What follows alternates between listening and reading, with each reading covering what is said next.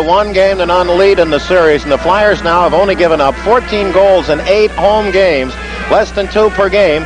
They opened up the scoring at 15:05 of the first period. Sinisalo shorthanded while the Flyers had a 2-man edge. His 6th overall from Bergen and Kerr. There was no further scoring until the 3rd period when Ron Sutter stole a pass from Paul Coffey, went in alone on Grant Fuhr, and backhanded off the goalie's wrist at 5:56 unassisted to make it 2-0. The building went crazy when 2 minutes and 11 seconds later, Poulin stole an outlet, flipped to the left of the goal by the goaler himself, Fuhr, took a shot, got the rebound, slid it to the open side of the network. Kerr wrapped it home, his 9th at 8:07. The Flyers were going home for another graceful shutout performance, but Lindstrom's 3rd from Messier and Gregg at 16:52, and then the open net goal by Poulin at 19:39 is 3rd from Ron Sutter and Carson. And how good it must feel for Timmy Kerr to get a goal in his first game back, his 9th of the year, and we'll find out directly as he's in conversation with Bobby Taylor. That's right, Gene.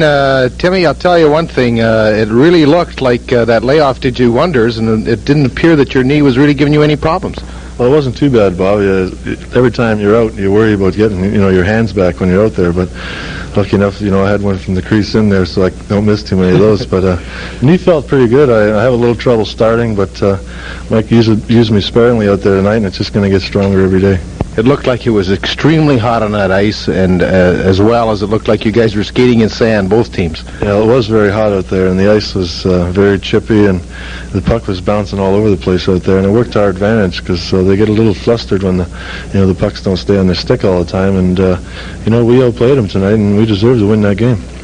Grant Fuhr was just unbelievable. It looked like, or appeared that he was going to be unbeatable. Did you guys have that in your back of your mind as well? Well, I had it in my mind for a while there. I was trying to go 5-hole on him one time, and I didn't get it up, but he played a hell of a game, and he was all over the place, and he's quicker than I thought he was. I didn't think he could react that fast when he's down, but he proved me wrong tonight. He's a very quick goaltender. Could be a long series, and everybody's expecting a long series and a good one. And I think tonight's game was just about had everything that you could ask for it. Skating, passing, scoring, shooting, even some fights. And I think this is something that is going to be prevalent throughout the whole game, or the whole series, rather. Well, I definitely think it is, Bobby. And, for our team to come in here, it was a very big game for us because, there's always that media and things saying, all kinds of different things that, they're better than us than this and that. And we go out there tonight and we outplayed them, and we proved to ourselves that, we can. And it's only going to make us twice as strong on Thursday night, and we're going to come out fired up. Well, I'll tell you, a great game. It's nice to see number 12 back in that uniform again. It's good to be back. Thanks, Bobby. Tim Kerr is our Getty star of the game for performing miles ahead of himself today. He'll receive these Getty gift certificates. So remember, take your cap off to Getty, because the proof is at the pump. Well, Ilka Sinisalo, his 6th of the playoffs at 15:05, opened up the scoring for Philadelphia, and it appeared that was all the Flyers needed for a long time. But Ron Sutter, his 4th, Tim Kerr, his 9th, give the Flyers a 3-0 lead before Willie Lindstrom picked up his 3rd of the playoffs to break Pelle Lindbergh's shutout. Then Dave Poulin, as Gene mentioned, into the open net, and the Flyers salted it away 4-1. Well, Eddie, an excellently played game by Philadelphia, and one thing that they had to do, and which they wanted to do, was to jump on the Oiler defense, and they seemed to do that very well in this first game. They did it extremely well, Bobby. I think that, as we talked about many, many times during the game, that Edmonton's going to give you their chances, and if you can capitalize on them, you're off and running, especially early in the game. And the Flyers, they worked hard, they forechecked hard, they had the good goaltending they needed, they just played a darn good hockey game. They also played very well defensively, which is really something that's not surprising because they've been doing it all year. They certainly have, and this is a good indication tonight that a good defense can shut down a good offensive team, and it's been the same in other sports as well as in hockey, that if you've got a strong defensive team, and you've got that good goaltending, you can do wonders. Well, the first goal, Ilka Sinisalo, and I'll tell you, he had all day to put in his second rebound before anybody moved on him. The Flyers were on the power play. The Oilers were 2 men down at the time, and the Flyers basically were really forcing the play inside the Oilers zone, and sooner or later something's going to happen.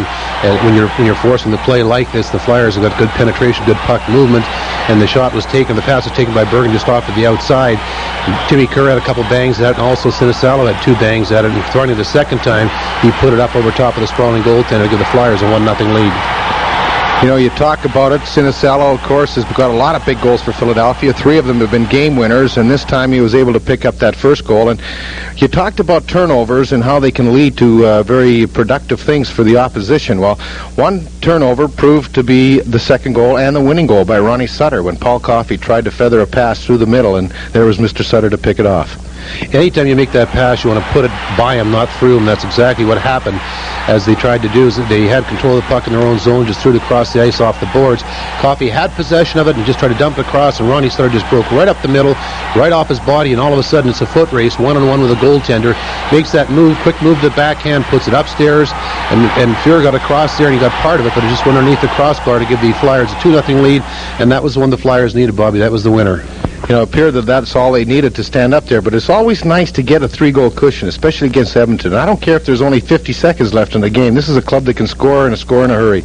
I couldn't agree more with you. I don't know what I'd feel comfortable with 3 or 4 minutes remaining, a 5-goal lead. I don't know whether that's enough or not, but the Flyers played very, very well defensively, and as a result, you know, they made their 3 or 4 goals stand up, and the big goal, or the cushion goal, was a goal by Timmy Kerr, and you get this big guy when he